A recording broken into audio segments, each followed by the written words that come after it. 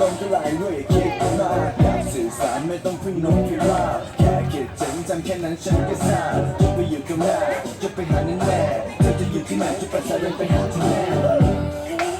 แค่คิดถึงฉันเอาไว้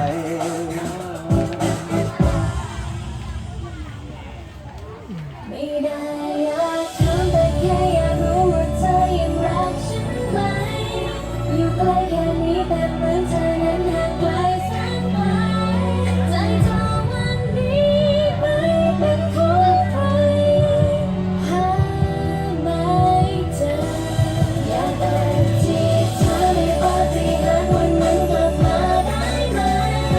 มีเธอมีฉันไม่ว่าเรานั้นจะอยู่ที่ไหนแค่หลับตารู้ลืมตาเมื่อไรก็มีเธอช่วยดูแลกัน